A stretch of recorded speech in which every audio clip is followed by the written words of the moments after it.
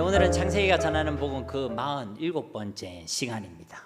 창세기 24장은 창세기 50장까지 말씀 중에 가장 긴 장이라고 말씀드렸죠. 그래서 우리가 4번에 걸쳐 말씀을 나누려고 한다라고 했고, 이제 그 약속한 4번째 시간, 마지막 시간이 바로 오늘입니다. 오늘은 아브라함이 그의 가장 믿을 만한 종에게 부탁하고 명령했던 일 뭐였죠? 이삭의 아내를 구해오거라.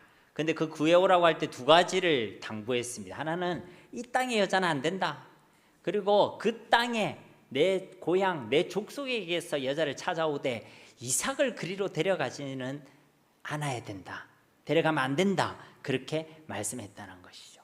근데 그 명령의 말씀이 오늘 이루어지고 성취되는 현장에 대한 기록이 바로 오늘 본문 말씀입니다. 다시 말씀드리자면 아브라함은 그 2가지 부탁을 통해서 내 씨와 그 땅, 즉 예수 그리스도와 하나님의 나라에 대한 언약을 기억하는 신앙을 우리에게 알려주어졌죠. 그리고 이제 그 약속의 말씀대로 일하시고 역사하고 계시는 그 성실하신 하나님을 오늘 말씀을 통해 우리는 발견하게 된다는 것입니다. 이 모든 일을 이루는 것은요, 사람이 아닙니다. 누가 이 일을 이루시죠? 하나님. 요 하나님이 이 일을 이루고 계시는 줄 믿습니다. 우리의 삶도 우리가 이루는 것이 아닙니다. 그게 착각입니다. 내가 이룬다고 생각하면 내 노력과 내 열심으로 살아가려고 합니다. 그러나 열심과 노력이 필요 없다는 것이 아니라 내 삶을 이루시고 내 가정을 이루시는 분이 하나님이심을 우리가 분명하게 고백해야지만 하나님을 믿고 하나님을 의지하는 삶을 살아가게 되는 줄로 믿습니다. 그런 사람이 진짜 노력하게 되고 진짜 열심으로 살아가게 되고 그 노력과 열심이 헛되지 않게 되는 줄로 믿습니다. 오늘도 주시는 말씀을 통하여 자격 없는 우리를 그렇게 사랑해 주시는 인자하신 하나님, 그리고 우리의 부족함과 연약함에도 불구하고 그 약속의 말씀을 신실하게 이루시고 변함없이 우리를 사랑해 주시는 그 성실하신 하나님을 분명하게 확신하는 시간이 되기를 원합니다. 그리고 그 하나님의 사랑으로 큰 위로를 받는 이 시간이 되기를 예수님의 이름으로 축복합니다. 오늘 본문 말씀을 보시면요, 50절과 51절 말씀에 보면 라반과 부두엘이 대답하여 이르되 이 일이 여호와께로 말미암았으니 우리는 가부를 말할 수 없노라. 리브가가 당신 앞에 있으니 데리고 가서 여호와의 명령대로 그를 당신의 주인의 아들의 아내가 되게 하라. 여러분, 라반은 누구지요? 리브가의 오빠입니다. 오빠. 리브가의 오빠. 부두엘은 누구지요? 리브가의 아빠입니다. 제가 너무 쉽게 쉬운 답을 요구했는데, 라반은 리브가의 오빠고 부두엘은 리브가의 아빠입니다. 아버지죠. 근데 상식적으로 볼 때 누구의 이름이 먼저 나와야 되겠어요? 아버지 이름이 먼저 나와야 되는데 오늘 보면요, 라반의 이름, 오빠 이름이 먼저 나오고 있습니다. 그리고 뒤에도 보면 이 일을 주도적으로 지금 감당하고 있는 사람은요, 아빠가 아니라, 아버지가 아니라 오빠 라반이 감당하고 있음을 볼 수 있죠. 그래서 여기에 대한 여러 가지 견해들이 있습니다. 부두엘이 너무 아파가지고 힘이 없었다, 이 일을 또 라반에게 일임했다, 심지어는 부두엘이 죽었다, 뭐 이런 이야기까지도 있습니다. 어쨌든요, 이들이 지금 라반을 중심으로 해서 하나님이 이 언약을 이루시고 계신다는 걸 기억하십시오. 왜냐하면 우리 지난 시간에 뛰어다니는 사람들 이름 기억했죠? 뛰어다니는 사람들 3사람이 있었잖아요. 그죠? 누가 뛰어다녔죠? 리브가도 뛰어다녔고, 라반도 뛰어다녔고, 또 아브라함의 종도 뛰어다녔죠. 하나님이 그 언약을 이루시기 위하여 신실하게 일하시고 역사하시고 하나님의 열심과 하나님의 성실하심이 그 안에 표현되어 있다라는 말씀을 드렸는데, 그 라반을 중심으로 하나님께서 이 언약을 움직이고 계신다는 것입니다. 자, 이들이 고백하고 있는 내용을 보시면요, 이 일이 누구에게로 말미암았다고 고백하죠? 네, 여호와께로. 그래서 우리는 가부를 말할 수 있대요, 없대요? 없다. 그리고 나서 뭐라고 얘기하죠? 여호와의 명령대로 행하십시오. 이렇게 명령하죠. 요 3가지, 요 3가지가 하나님의 말씀을 받은 자의 합당한 반응인 줄로 믿습니다. 무엇이죠? 이 모든 일이 여호와께로 말미암았습니다. 그리고 우리는 가부를 말할 수 없습니다. 그리고 3번째는 여호와의 명령대로 행하십시오. 요 세 가지가 하나님의 말씀을 들은 자의 합당한 반응이라는 것입니다. 우리도 하나님의 말씀을 읽고 들을 때에 저와 여러분의 반응도 바로 이와 같아야 될 줄 믿습니다. 어떻게 먼저는 우리가 말씀을 통해 말씀을 읽고 우리가 말씀을 들었을 때 우리가 무엇을 깨달아야 되냐면 우리에게 일어나는 모든 일들이 여호와께로 말미암았구나. 이것이 저와 여러분의 고백이 되어야 할 줄 믿습니다. 우리에게 일어나는 일들에 대한 답이 있어야 된다는 거예요. 때론 우리가 이해되지 않는 일들이 있습니다. 그래요, 안 그래요? 그렇죠. 내가 원치 않는 일들을 만날 때가 있습니까? 없습니까? 있지요. 내가 기대하지 않았던 일이 일어날 때가 있습니다. 그때 우리는요 항상 물음표를 던지게 되죠. 왜 나에게 이런 일이 일어나야 하는가? 왜 내게 이런 일이 일어나야 되는가? 그것을 던지게 된다는 것이죠. 왜냐하면 우리는 답이 없으니까. 그런데 하나님의 말씀을 우리가 읽고 들을 때, 하나님의 말씀을 받았을 때 우리 가운데는 우리 인생에 일어나는 그 모든 일들에 대한 답이 있어야 될 줄로 믿습니다. 그 모든 일을 누가 주관하고 계신다는 것이에요? 하나님, 여호와 하나님께로부터 말미암은 일인 줄로 믿습니다.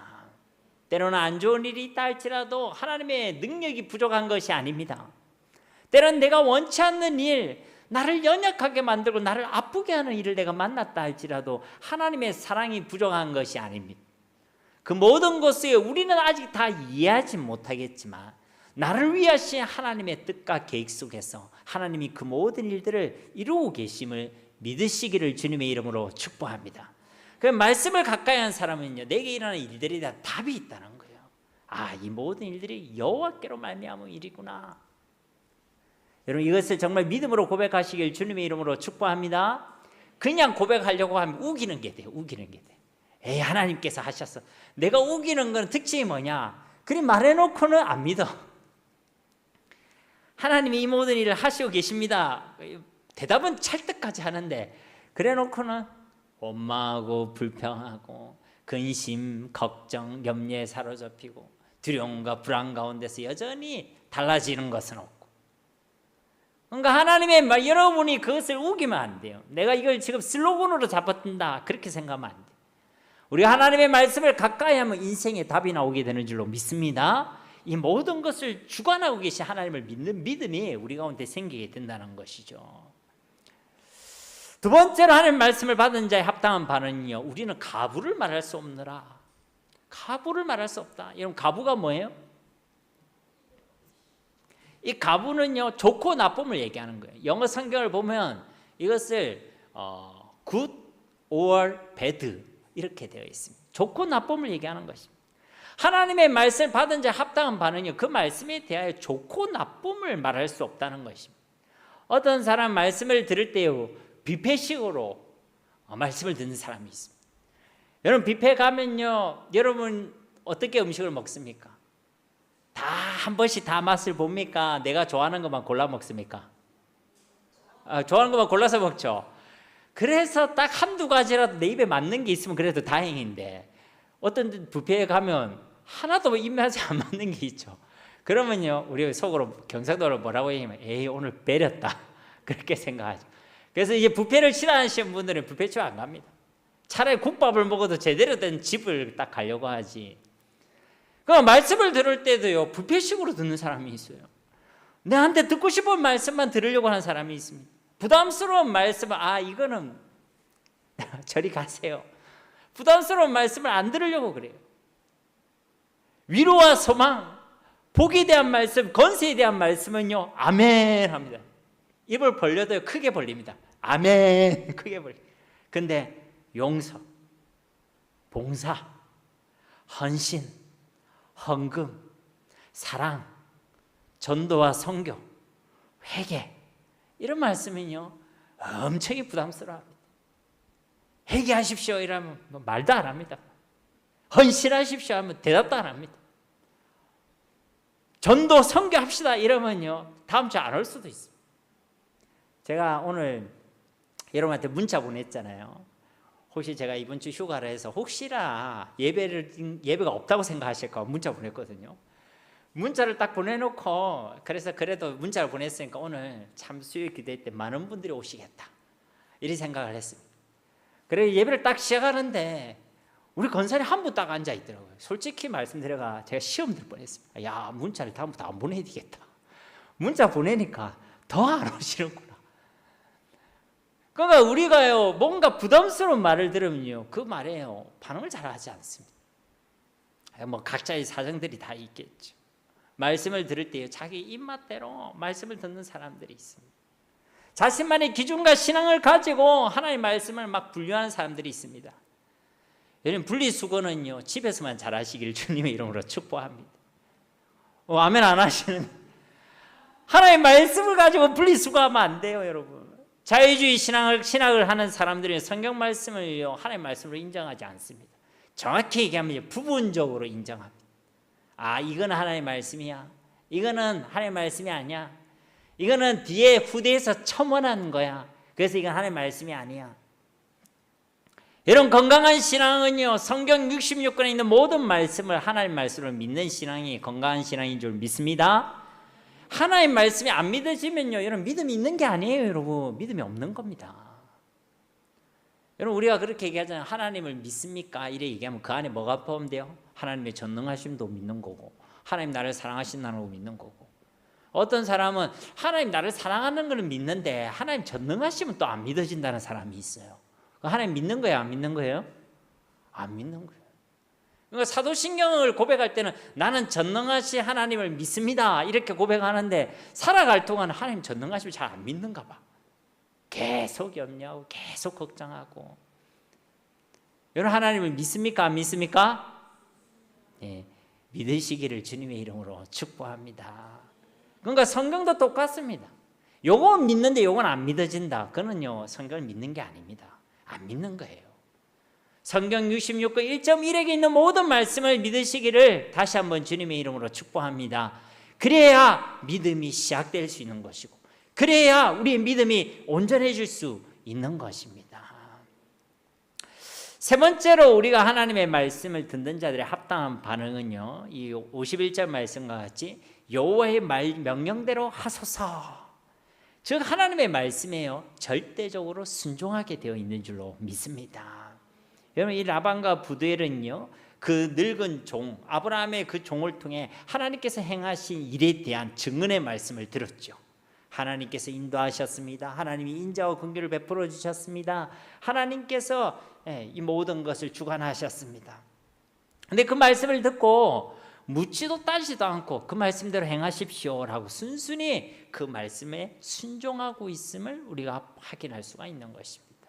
여러분, 이것이 진짜 복인 줄로 믿습니다. 하나님의 말씀에 순종할 수 있는 것이 복인 것입니다. 하나님의 말씀을 따라갈 수 있는 것이 복인 것입니다. 어떤 이들은 말씀을 듣고도 잘 들었는데 순종 안 하는 사람들이 있습니다. 오늘 내가 하나님의 말씀을 잘 들었습니다. 그래서 뭔가 도전도 받았습니다. 때로 마음의 뜨거움도 얻었습니다. 내 삶을 돌아보았습니다. 그런데 그 순종의 자리로는 안 가는 사람들이 있습니다. 죄라는 것을 알려줬는데 말씀은 그것을 깨닫게 하시잖아요. 그죠? 우리 속에 계신 성령 하나님이 그것을 깨닫게 하십니다. 그 길은 아니야 라고 알려주세요. 우리 속에 성령님이 계시니까.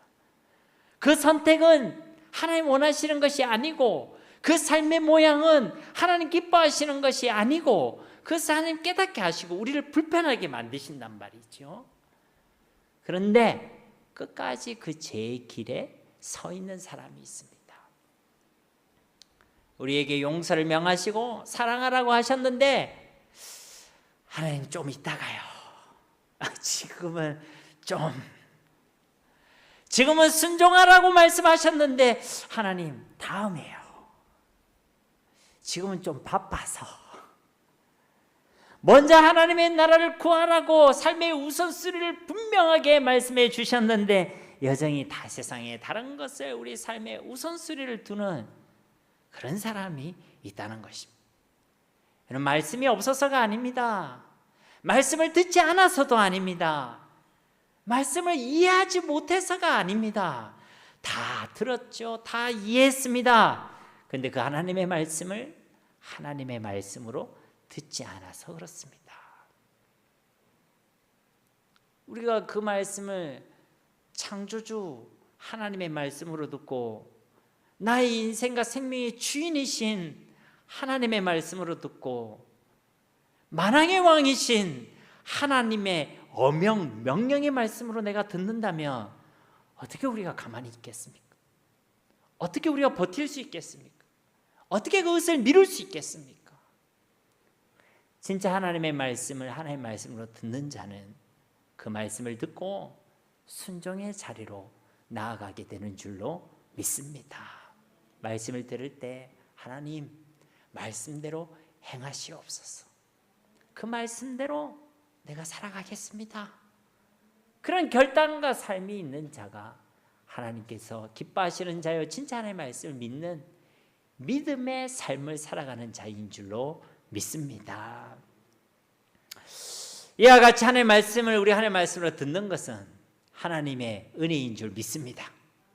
그 말씀을 통해 우리의 모든 일이 하나님께로 말미암았음을 깨닫게 되는 것, 그 말씀에 대하여 우리는 가부를 말할 수 없습니다라고 고백하게 되는 것, 그리고 그 말씀대로 행하소서라고 고백하며 그 말씀에 온전히 순종하게 되는 것, 그것이 진짜 우리에게 복된 일이고 하나님의 은혜인 줄 믿습니다.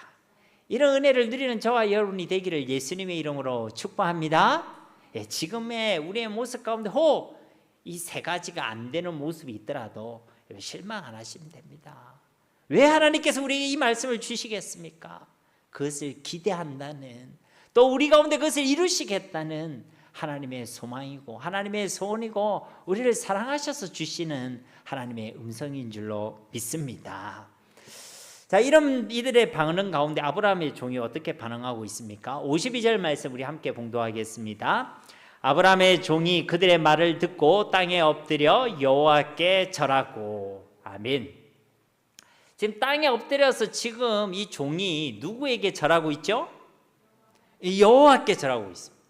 여러분, 지금 리브가의 그 오라버니와 그 부친이요 자신의 말을 듣고 묻지도 따지도 않고 이 결혼을 지금 승낙하고 있죠. 사실은요 이 종이 예를 들어 사기꾼이라고 생각해 보세요. 뭐 증명할 길이 없잖아요, 그죠? 아니 지금 그 65년 약 70년 동안 지금 이 아브라함은 떠나 있었지 않습니까? 근데 70년 만에 돌아와가지고 그것도 그 종이 와가지고 그것도 뭐 결혼시키겠다는 당사자를 데리고 온 것도 아니고, 근데 어떻게든 지금 뭐 이런 얘기를 해가면서 하나님이 인도하셨습니다. 그러니까 딸을 내놓으십시오. 이건 너무 황당한 이야기로 들을 수 있지 않겠습니까? 그런데도 불구하고 이들이 이것을 하나님의 말씀으로 듣고 이 결혼을 승낙하고 있다는 거예요. 그 아브라함의 종의 입장에 있을 이들이 고마울까요? 안 고마울까요? 너무 고맙고 감사하겠죠. 그런데 이 감사의 표시를 지금 누구에게 하고 있다는 거예요? 여호와 하나님께 하고 있다는 것입니다. 즉 이 종은 이 모든 일을 지금 누가 하고 계신다고 믿고 있는 것이죠? 하나님께서 하고 계시는 것을 그가 믿고 있다는 것입니다. 사랑하는 성도 여러분, 하나님께서 일하고 계심을 볼 수 있는 은혜가 있기를 주님의 이름으로 축복합니다. 하나님께서 우리 삶 가운데 일하시고 역사하고 계십니다. 내가 보이지 않는다고 해서 하나님이 잠잠하신 거 아닙니다. 내게 들리지 않는다고 해서 하나님 가만히 계시는 것이 아닙니다. 내 생각과 다른 일이 일어나고 내 소원과 다른 일이 일어난다고 해서 하나님이 실수하시는 것도 아닙니다. 하나님은 완벽하게 완전하게 신실하게 쉬지 않고 우리 가운데 일하시는 성실하신 하나님이신 줄로 믿습니다. 이것을 볼 수 있는 은혜가 우리 가운데 있어야 한다는 것이죠. 그러면요 실망하지 않습니다, 여러분. 감사할 수밖에 없는 것이죠.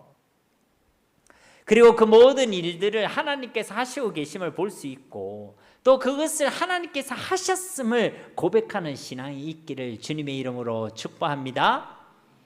어떤 사람은 하나님께 도움을 요청하고 기도하고 그래서 하나님이 일하시고 역사하셨는데 그 뒤로는 마치 자기가 한 것처럼, 자기가 노력하고 열심을 다한 것처럼, 아니면 우연히 그 일을 일어나는 것처럼 그렇게 생각하는 사람이 있습니다. 여러분, 그것을 하나님이 좋아하실까요? 싫어하실까요? 당연히 싫어하시. 이사야서 42장 8절 말씀에도 나는 여호와이니 이는 내 이름이라 나는 내 영광을 다른 자에게 내 찬송을 우상에게 주지 아니하리라. 아멘. 사람이 나를 도운 것 같지만 하나님께서 사람을 통해 내게 역사하신 것입니다.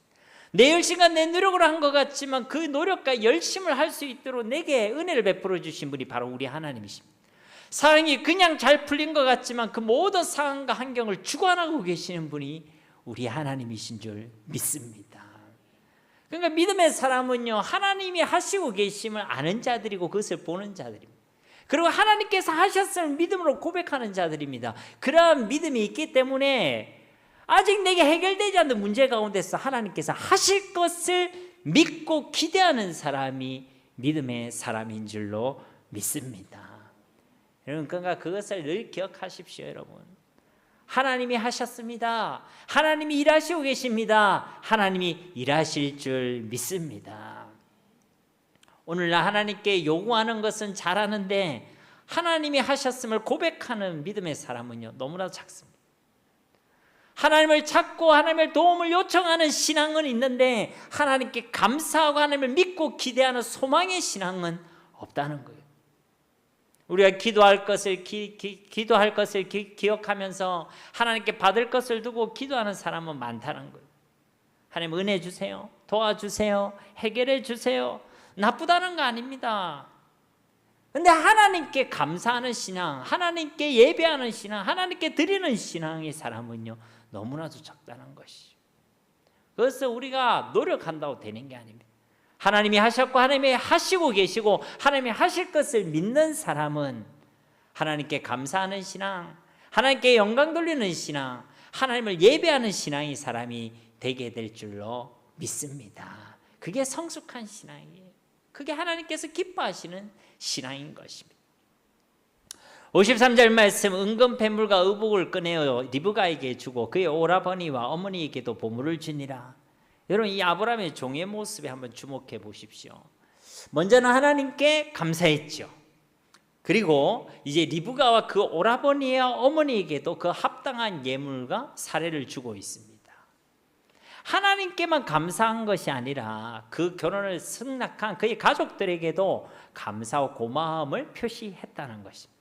여러분, 이것이 당연하고 마땅한 일인 줄 믿습니다.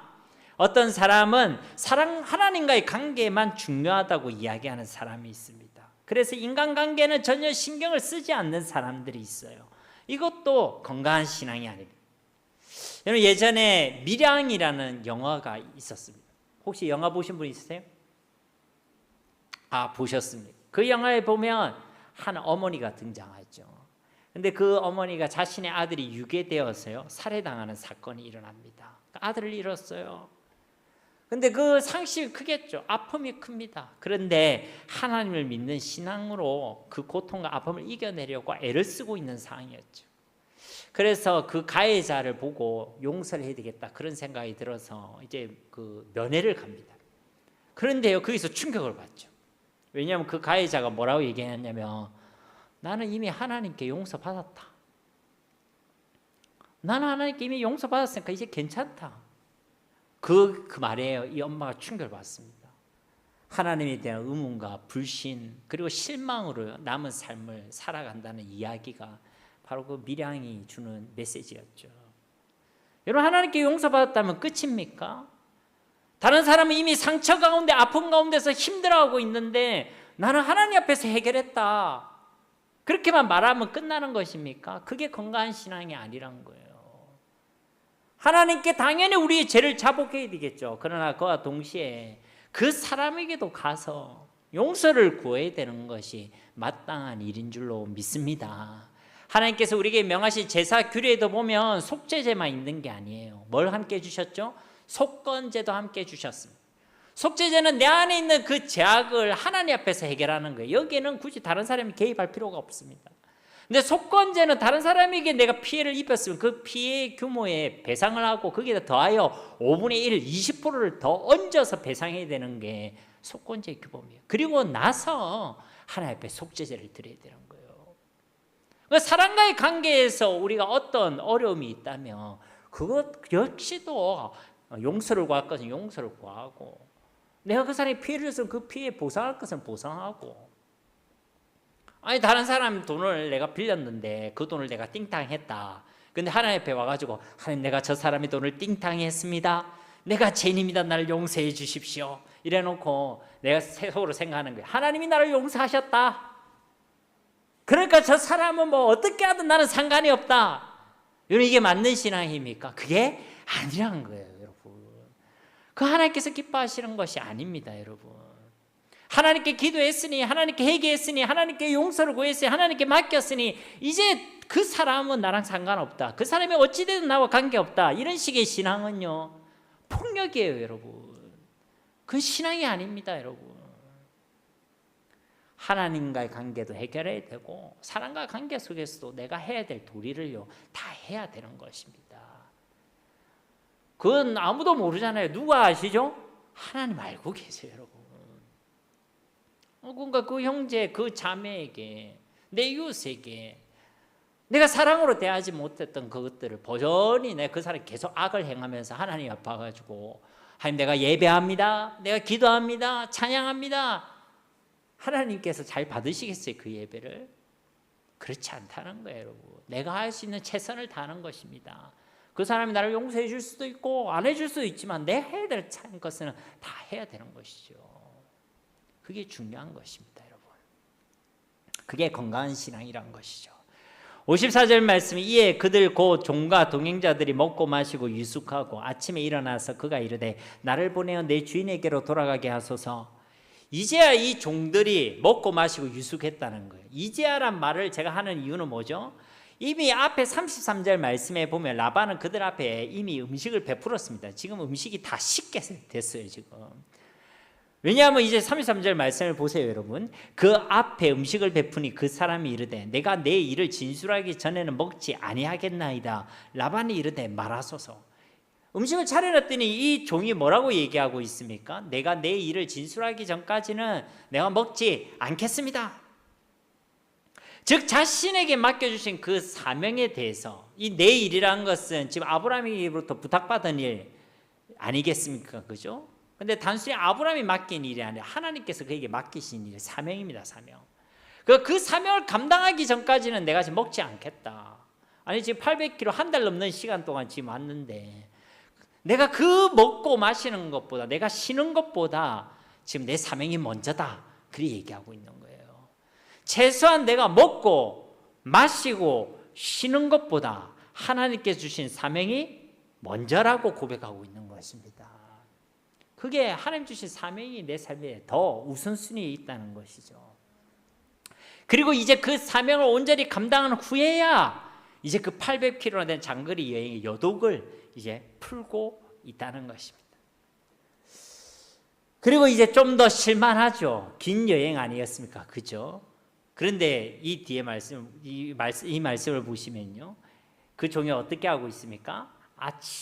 그 다음날 아침이 되자마자 이 아브라함이 종이 또 무엇을 요구하고 있죠? 나를 보내달라. 내 주인에게로 돌아가게 해달라. 여러분 지금 아브라함이 있는 곳이 이 바로 옆 동네가 아닙니다. 지금 한 달 이상의 긴 여정을 다시 걸어가야 되는 일입니다. 그리고 그 한 달 이상 되는 그 여정을 지금 걸어온 상황 아니겠습니까? 그죠? 그래서 이제 겨우 밥다운 밥 한 끼 먹었습니다. 한 끼. 그 저녁 한 끼 먹었습니다. 그리고 이제 진짜 편안한 잠자리에서 이 겨우 한밤을 지낸 상황입니다. 여독이 풀릴 리가 없죠. 당장 쉬고 싶은 마음이 당연히 들겠죠. 우리도 안 그렇습니까? 우리도 주님을 위해 뭔가를 드리고 뭔가를 행하고 어떤 사역을 열심히 감당하고 나면 아유 이제 좀 쉬자. 이제 당분간은 좀 휴식하자. 이런 마음이 들 때 있어요, 없어요? 저는 이 말씀 듣는데 좀 확 찔리더라고요. 저는 제가 지난주 청소년부 막 수련회랑 막 일주일 내내 막 이렇게 하고 막 정신이 없었거든요.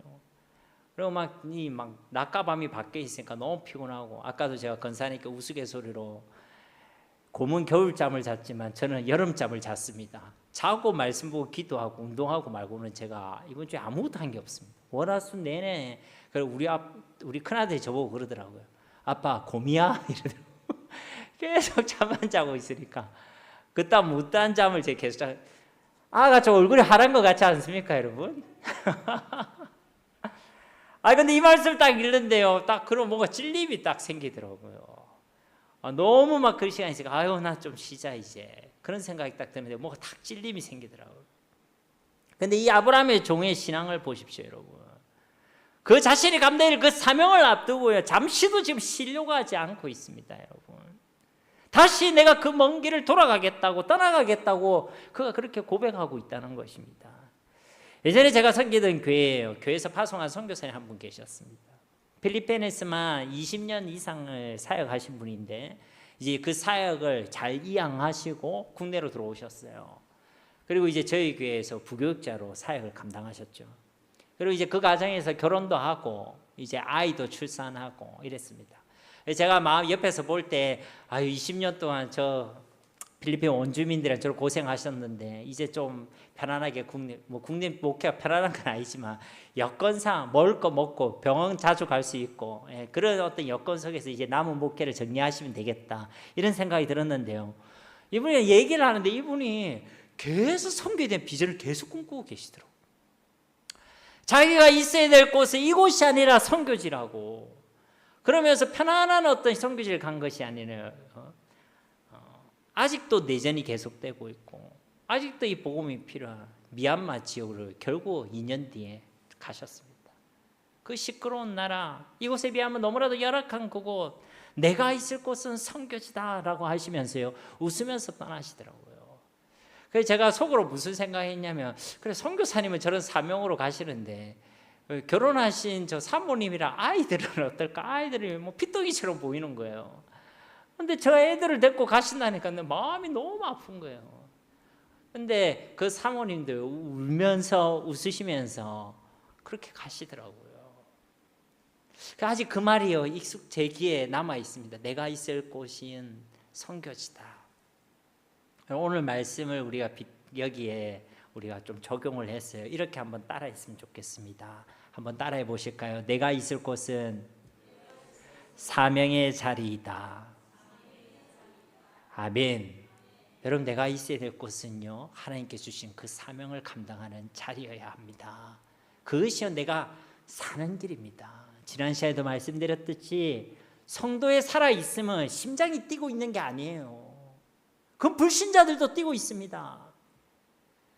성도에 살아있으면 하나님 주신 사명에 대하여 내 심장이 뛰고 있어야 돼요.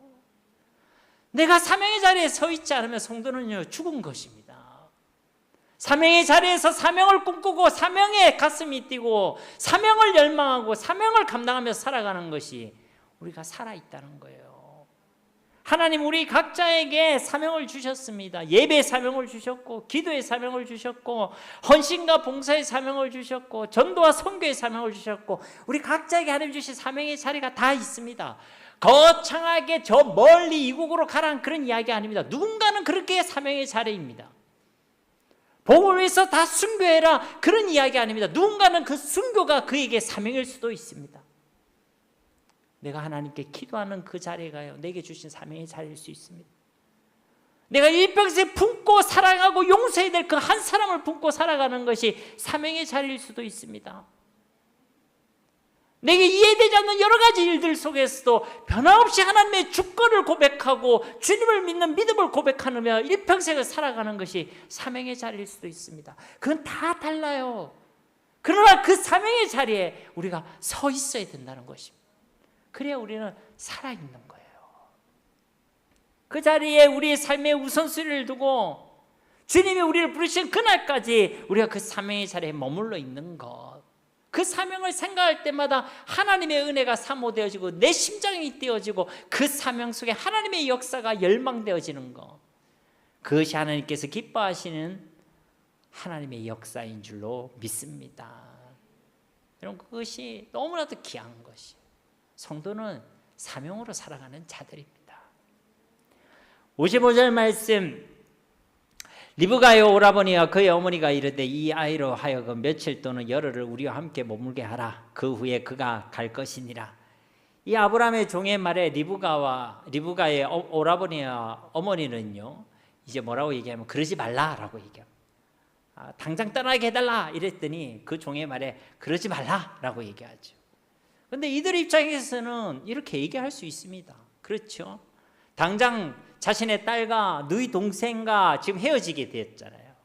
그러니까 이들도 마음의 준비가 필요하고 서운한 마음이 들겠죠. 그래서 조금만 더 있다 마음의 준비를 할 수 있는 시간을 달라. 그래서 아니면 10일만이라도 달라 그렇게 요구하고 있는 것입니다. 이건 매우 타당하고 마땅해 보이는 제안 아니겠습니까? 우리도 이런 제안을 받았다 그러면 우리는 어떻게 하겠습니까? 아 그렇군요. 어쩔 수 없군요. 듣고 보니 그렇게 하는 게 좋겠군요. 그러면 딱 10일만 내가 여기서 좀 쉬고 있겠습니다. 이렇게 하지 않았겠습니까 여러분? 왜냐하면 내가 합당하게 쉴 수 있는 이유가 생겼잖아요. 누군가가 그에게 왜 바로 안 떠났느냐, 왜 계속 머물고 있어요, 왜 10일간 있었느냐라고 했을 때에 합리적으로 대답할 수 있는 핑계거리가 있잖아요 여러분. 이러이러해서 가족들이 서운하게 생각해서 내가 그들을 위해서 10일 더 머물렀습니다 이리 말한다고 해도 누가 뭐라 하겠습니까 여러분? 그런데 이 종의 반응을 보십시오. 56절 말씀 우리 함께 읽겠습니다. 그 사람이 그들에게 이르되 나를 만류하지 마소서 여호와께서 내게 형통한 길을 주셨으니 나를 보내어 내 주인에게로 돌아가게 하소서. 아멘. 이 종이 뭐라 얘기하죠? 나를 만류하지 마십시오. 즉시 떠나겠습니다. 왜냐하면 하나님께서 형통한 길을 주셨기 때문입니다. 이 말은 이 모든 일을 지금 사람의 일로 생각하는 것이 아니라 하나님의 일로 그가 생각하고 있기 때문에 그런 것입니다. 다른 어떤 것보다 사명이란 것이 삶의 최우선순위라는 것을 이 종이 알고 있기 때문에 그는요 지체할 수가 없었던 것입니다. 이유가 생겼고 합리적인 이유로 보이는 것들이 생겼고 핑계거리가 생겼지만 그런 핑계 대지 않고 그는요 끝까지 사명을 먼저 택했다는 것이죠. 고린도전서 4장 1절 2절 말씀에 보면요 사람이 마땅히 우리를 그리스도의 일꾼이요 하나님의 비밀을 맡은 자로 여길지어다. 그리고 맡은 자들에게 구할 것은 충성이니라. 아멘. 하나님의 일꾼은 하나님의 일을 사람의 일이 아니라 하나님의 일로 생각해야 될 줄로 믿습니다. 하나님의 일을 사명으로 생각할 수 있어야 됩니다. 그래야 충성을 다할 수 있는 것이죠. 계시록 2장 10절 말씀에도 네가 죽도록 충성하라. 그리하면 생명의 면류관을 네게 주리라. 여러분 우리가 사명을 감당하는 그 일에는 반드시 방해가 있습니다. 이런 이유 저런 이유 이런 핑계거리 저런 핑계거리들이 틀림없이 생기게 되어 있습니다. 말씀이 그것을 얘기하고 있으니까. 그러나 그 가운데서도 사명의 자리에 우리 삶의 최우선순위를 두고 그 사명을 충성스럽게 감당하는 자에게 하나님께서 하늘의 복을 주시고 생명의 면류관을 약속대로 주실 줄로 믿습니다. 그것이 하나님께서 기뻐하시는 사람이란 것이죠. 그런 사명자가 되시기를 주님의 이름으로 축복합니다. 57절 말씀 그들이 이르되 우리가 소녀를 불러 그에게 물으리라 하고 이 종이 단호하게 거절하자 이제 당사자인 리브가를 불러서 물어보자라고 제안하고 있습니다. 58절 말씀에 리브가를 불러 그에게 이르되 네가 이 사람과 함께 가려느냐? 그가 대답하되 가겠나이다. 아마도 리브가를 부르자고 한 이유는 그래도 딸도 우리랑 좀 같이 있고 싶겠지 이런 생각을 했겠지요. 그런데 이 리브가가 뭐라고 얘기합니까? 지금 가겠다. 내가 가겠나이다. 야, 딸은 키워봐야 소용이 있어요 없어요? 요즘은 소용이 있다고 그러더라고요. 아들은 소용이 없는데 딸은 소용이 있다고 그러더라고요. 근데 지금 그런 얘기가 아니죠. 지금 이 리브가 역시도 이 일이 하나님의 이름을 알고 이 모든 일을 하나님께서 이루시고 계심을 그도 알고 확신하고 있기 때문에 이와 같은 고백을 하는 것입니다. 그래서 지체하지 않습니다. 사명이 무엇인지 아는 사람은 지체하지 않습니다. 하나님의 말씀을 분명히 들은 사람은 말씀 앞에 지체하지 않게 되는 줄로 믿습니다. 그래서 하나님의 사명에 죽도록 충성하게 되는 것이죠. 59절 60절 말씀에 그들이 그 누이 리브가와 그의 유모와 아브라함의 종과 그 동행자들을 보내며 리브가에게 축복하여 이르되 우리 누이여 너는 천만의 어머니가 될지어다. 내 씨로 그 원수의 성문을 얻게 할지어다. 이제 리브가가 마침 떠나게 됩니다. 그 종들과 일행들도요 보내줄 수밖에 없게 됐죠. 하나님께서 사명을 위해 우리의 삶을 결단할 때 핑계대지 않을 때에 하나님께서는 이 종에게 허락하신 그 형통함을 우리에게도 허락해 주실 줄로 믿습니다. 방해는요 잠시일 뿐이에요. 믿음으로 결단하고 사명의 자리에 서 있으면 하나님께서 우리에게 길을 열어 주신다는 것입니다. 리브가에게 이렇게 축복의 인사를 그들이 알고 이야기했는지 모르고 이야기했는지 모르겠지만 이 말씀대로 리브가는요 이 땅에 하나님의 나라를 세워가는 그리스의 언약의 중요한 역할을 감당하는 사람이 되었습니다. 61절 말씀에 리브가가 일어나 여자 종들과 함께 낙타를 타고 그 사람을 따라가니 그 종이 리브가를 데리고 가니라. 리브가가요 이제 그 본토 친척 아비 집을 떠나고 있습니다. 제가 본토 친척 아비 집을 떠났다니까 누가 생각나죠? 아브라함이 생각나죠. 그죠? 아브라함이 그 본토 친척 아비 집에서 하나님께서 아브라함을 불러내셨듯이 이제 이 리브가를 그 본토 친척 아비 집에서 불러내고 계신다는 것입니다. 그러니까요 우리가요 하나님을 우리의 노력으로 하나님을 만나는 게 아닙니다. 철저히 하나님의 은혜인 줄 믿습니다. 하나님에게서 시작된 것이고 하나님이 우리를 선택하셨습니다. 내가 잘나서 자격이 있어서가 아닙니다. 하나님 나를 사랑하셨어. 자격 없는 나를. 그래서 우리가 찬양도 하잖아요. 웬 말인가, 웬 일인가, 웬 은혜인가. 나는 이해할 수 없지만 하나님 나를 사랑하셔서 우리를 그렇게 불러주셨다는 것입니다. 62절 말씀에 그때 이삭이 부엘라 헤로이에서 왔으니 그가 네게브 지역에 거주하였습니다. 이삭이 지금 어디에서부터 왔다고 했죠? 부엘라 헤로이. 부엘라 헤로이. 여러분 어디서 들어봤습니까? 네? 누가 생각납니까? 부엘라 헤로이. 목사님 처음 들어봤는데요. 창세기 16장에서 사라의 여종이었던 하갈이 임신했죠. 그래서 그 임신만 했으면 됐는데 그의 여주인인 사라를 멸시했습니다. 그래서 어떻게 됐죠? 쫓겨났죠. 강해로 쫓겨났습니다. 그때 하나님께서 그녀에게 나타나셔서 하갈에게 나타나셔서 그 여주인에게로 돌아가라 하고 또 그녀의 아들이 이스마엘에 대해서 하나님이 축복하셨죠. 근데 그 사건을 경험한 하갈의 고백 속에 이 부엘라 헤로이가 등장합니다. 창세기 16장 13에서 14절 말씀해 보시면 하갈이 자기에게 이르신 여호와 이름을 나를 살피시는 하나님이라 하셨으니 이는 내가 어떻게 여기서 나를 살피시는 하나님을 배웠는고 함이라. 이러므로 그 샘을 부엘라 헤로이라 불렀으며 그것은 가데스와 베레스 사이에 있더라. 여기에 바로 부엘라 헤로이가 처음 등장했죠. 즉 살피시는 하나님의 우물이라는 뜻입니다. 하갈을 하나님께서 살피시고 계셨다는 것이죠. 이 지명을 굳이 이 이삭의 상황 가운데서 말씀하고 계시는 것은요, 여기도 이유가 있는 것이죠. 지금 이 이삭을 하나님께서 살피시고 하나님께서 위로하고 계신다는 것입니다. 아브라함은 100세가 될 때까지 자녀가 없었습니다. 그런데 이 이삭도요, 나이가 40세가 될 때까지 결혼조차 못하고 있었습니다. 오늘날도 40세에 결혼하는 것은 늦은 나이죠. 그건 당시로 볼 때는요, 뭔가 모질한 게 아닌가, 부족한 게 아니냐, 부끄럽고 수치스러운 일이었습니다. 개인적으로도 이것은 지금 현재 그에게 약점이 될 수 있는 부분이었죠. 그리고 그리스의 언약으로 볼 때도 내시와 그 땅에 대한 위기로 보일 수도 있는 상황이었습니다. 빨리 결혼을 하고 아들을 낳아야지만 이 시기에 대한 하나님의 약속이 이루어질 거 아닙니까? 그렇죠? 위기로 보일 수 있는 상황이기도 했다는 것입니다. 그러나 그것은 눈에 보이는 현실이 그러했다는 것이고 영적인 실상은 어땠다는 것입니까? 부엘라 헤로이. 하나님께서 다 살피시고 계셨다는 것입니다. 하나님께서 일하시고 역사하고 계셨다는 것입니다. 여러분, 우리 삶에 위기로 보이는 것들이 있고 우리 삶에 뭔가 하나님의 일하심이 안 보이는 상황이 있다 할지라도 부엘라 헤로이, 여러분 이 언약의 말씀을 꼭 기억하시기를 주님의 이름으로 축복합니다. 하나님이 여러분의 삶을 살피시고 계십니다. 하나님이 여러분의 삶 가운데 일하시고 계십니다. 63절 말씀에 이삭이 저물 때 들에 나가 묵상하다가 눈을 들어보매 낙타들이 오는지라. 들에 나가 묵상하다라고 되어 있죠.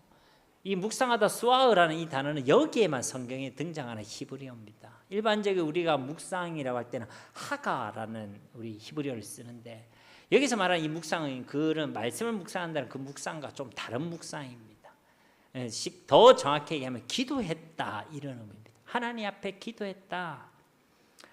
자기에게는 굉장히 중요한 문제가 있지만 그것을 하나님께 맡기고 기도로 준비하는 신앙이 이 이삭에게 있었다는 것이죠. 하나님께 온전히 맡기고 있었다는 것입니다. 64절 65절 리브가가 눈을 들어 이삭을 바라보고 낙타에서 내려 종에게 말하되 들에서 배회하다 우리에게로 마주오는 자가 누구냐? 종이 이르되 이는 내 주인입니다. 리브가가 너울을 가지고 자기 얼굴을 가리더라. 아까는 이삭이 리브가를 발견했죠. 그리고 이제는 리브가가 이삭을 발견했다는 것입니다. 66절에 종이 그 행한 일을 다 이삭에게 아뢰매 67절 말씀 함께 읽겠습니다. 이삭이 리브가를 인도하여 그의 어머니 사라의 장막으로 드리고 그를 맞이하여 아내로 삼고 사랑하였으니 이삭이 그의 어머니를 장례한 후에 위로를 얻었더라. 아멘. 이삭이 리브가를 어떻게 했다고 말씀하고 있죠? 인도하여 그의 어머니 사라의 장막에 드리고 그를 맞이하여 아내로 삼고 사랑하였다. 여러분 우리가 주목할 것은요, 이 두 사람의 만남과 결혼에 이르기까지 두 사람의 어떤 의지와 노력이 개입되어 있지 않습니다. 하나님께서 리브가를 예비하시고 만남을 주시고 신랑의 얼굴도 알지 못하고 보지 못한 채 그 종의 말만 듣고 긴 여정을 떠났고 이제 이삭을 겨우 만났죠. 이삭도요 자기가 선택한 것은 없습니다. 후보군에 대해서 1부터 4까지 있는데 이 여자 중에 누굴 택하겠느냐, 선택의 여지가 없었습니다. 근데 오늘 말씀을 여러분 보시면요, 보세요. 리브가를 인도했죠? 인도했습니다. 그리고 어머니 사라의 장막으로 드렸죠? 드렸습니다. 그리고 맞이했죠? 아내로 맞이했습니다. 그리고 마지막에요, 사랑했습니다. 여러분 이 성경의 배열을 보세요, 여러분. 첫눈에 딱 보는 순간 띠용 하면서 사랑을 하고 그리고 인도하고 맞이하고 드리고 이렇게 했던 게 아니에요, 여러분. 근데 이 이삭은요, 하나님께서 인도해 주신 그 리브가가요, 그냥 하나님께서 인도해 주셨다는 것을 그가 믿고 그냥 믿음으로요, 그냥 순종했다는 거예요. 순종이 먼저였다는 겁니다, 여러분. 마치 아담에게 하와를 이끌어 오셨듯이 하나님께서 사라를 자신에게 이끌어 오셨을 때 그것이 하나님의 일하심을 알고 믿고 일단 순종부터 했다는 거예요. 물론 리브가는요 아리따운 여성이었다고 우리 생각합니다. 근데 만약 코가 들창코고 얼굴이 네모나고 키도 땅딸망하고 배도 막 이만큼 나와 있고 그런 여성이 왔다 할지라도 이삭은요 그를 인도하고 그리고 드리고 아내로 맞이했을 것입니다. 그러니까 순종이 먼저 했다는, 왜? 그게 하나님의 말씀이었으니까.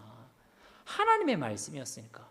우리는 계산기부터 두들겨 보잖아요. 하나님의 말씀이 주어지면 내 계산기부터 두들겨 봐요. 딱딱딱 해요. 이건 그렇고 이건 저렇고 이건 아니고 이건 맞고. 우리는 먼저 뭐부터 해야 되느냐? 계산부터 할 게 아니고 순종부터 해야 될 줄로 믿습니다. 우리가 순종할 때에 그 순종함이 무엇으로 이어집니까? 오늘 말씀에 보면 이삭이 그의 어머니를 장례한 후에 위로를 얻었더라. 그 순종함이 하나님의 위로로 이어지게 되는 줄로 믿습니다. 여러분 우리가 순종하면요, 그 순종함 속에 하나님의 위로가 있습니다, 여러분. 진짜 하나님의 위로가 있어요, 여러분.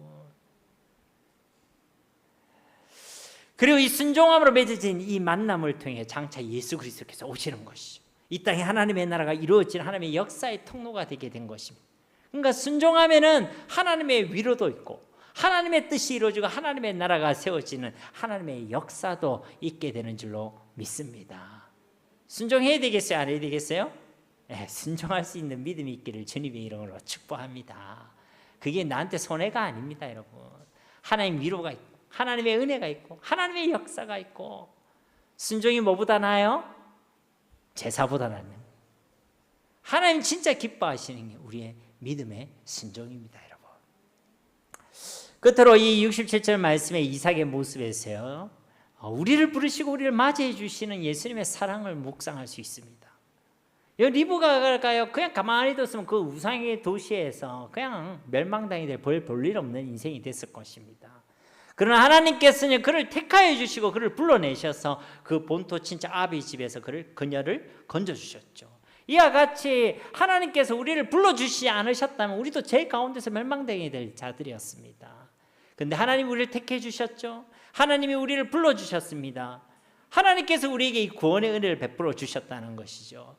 이 이삭이 리브가를 맞이했듯이 도무지 자격 없는 우리를 하나님께서 인도하여 주시고 맞이해 주시고 하나님의 품과 하나님의 장막으로 들여주시고 또 우리를 십자가에 죽게 하신 그 놀라운 사랑으로 저와 여러분을 그리스도의 신부로 삼아주시고 또 우리를 사랑하시되 우리를 끝까지 사랑하여 주신 줄로 믿습니다.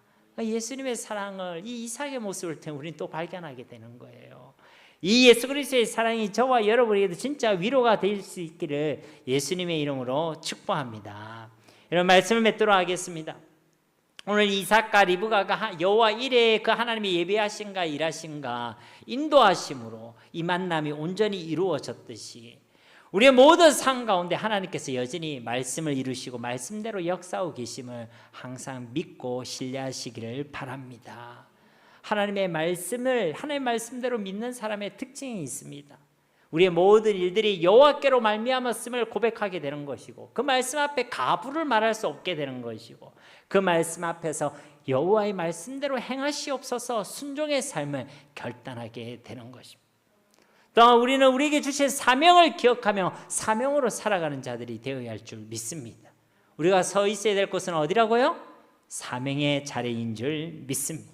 핑계와 이유의 자리, 세상의 자리가 아니라 그 사명을 감당하며 사명의 자리에 서 있는 저와 여러분이 되어야 할 것입니다. 마지막으로 그 무엇보다 자격 없는 우리를 택하여 주시고 은혜 베풀어 주시고 하나님의 자녀가 되게 하시고 그리스도의 신부로 삼아주신 그 하나님의 사랑을 항상 기억하시기를 바랍니다. 성경 전체가 우리를 사랑하시는 하나님의 목소리입니다. 이 하나님의 사랑은 어느 때나 확신하시고 그 사랑으로 위로받으시고 우리에게 주신 사명을 생명으로 감당하시고 주의 말씀으로 들으며 순종하며 살아갈 수 있는 우리 모두가 다 되시기를 예수님의 이름으로 간절히 축원드립니다. 우리 말씀을 기억하시면서 이 시간 함께 기도하기를 원합니다. 주님, 우리가 하나님의 말씀을 하나님의 말씀으로 믿기를 원합니다. 그 말씀 앞에서 하나님 우리의 사명이 무엇인지를 분명히 다시금 기억하게 하시고 사명의 자리에 서 있게 하시고 우리를 사랑하신 그 하나님의 사랑을 확신하는 삶 살아가게 하옵소서. 우리 이 시간 기도하겠습니다. 아버지 하나님 감사합니다. 우리를 너무나도 사랑하시는 주님, 자격 없는 우리를 택하여 주시고 불러주시고 하나님의 귀한 자녀가 되게 하심을 감사드립니다. 영원히 멸망당할 수밖에 없던 우리의 인생 가운데 구원의 은총을 허락하시고 우리를 하나님의 나라로 주님의 품으로 들여주시고 우리를 순결한 그리스도의 신부로 삼아주심을 감사드립니다. 하나님, 우리가 이 하나님의 은혜와 하나님의 그 크신 사랑을 늘 기억하며 살아가게 하시고 그것이 우리에게 위로가 되어줄 수 있도록 은혜 베풀어 주시옵소서. 우리가 하나님의 말씀으로 들을 수 있는 은혜가 있길 원합니다. 보이지 않아도 들리지 않아도 만져지지 않더라도 하나님께서 그 말씀대로 신실하게 우리 가운데 역사하고 계시고 성실하게 일하시고 계심을 믿고 확신하길 원합니다. 우리가 그 말씀 앞에 합당한 반응을 보이길 원합니다. 말씀을 통해 우리에게 일어난 모든 일들에 하나님 답을 가진 자들이 되어지길 원합니다. 모든 일들이 여호와 하나님께로부터 말미암았음을 고백하는 자들 되게 하시고 그 말씀 앞에 가부를 말할 수 없음을 고백하는 자들이 되게 하시고 또 그 말씀 속에 여호와의 말씀대로 다 행하시옵소서라고 온전히 순종할 수 있는 자들이 되어지게 하여 주시옵소서. 우리 각자에게 하나님 맡기신 사명이 있음을 기억하게 하시고 우리가 그 사명의 자리에 서 있게 하시고 하나님, 우리가 핑계의 자리, 이유의 자리에 서 있지 않게 하시며 그 사명의 자리를 온전히 감당하며 우리가 살아있음을 드러내며 증명하며 그 생명의 열매를 결실할 수 있는 주의 백성들이 다 되게 하여 주시옵소서.